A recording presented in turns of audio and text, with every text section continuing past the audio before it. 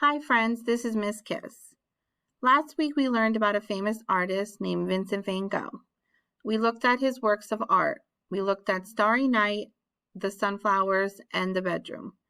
We were able to identify organic lines in his paintings, and we were able to see that organic lines can create a sense of movement.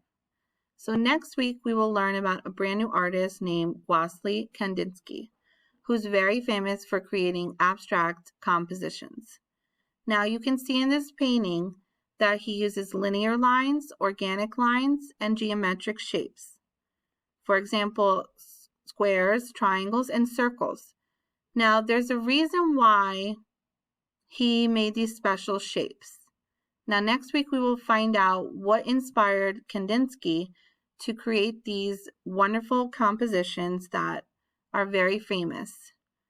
Please watch the video below, and I will see you in art class next week. Have a great week. Bye.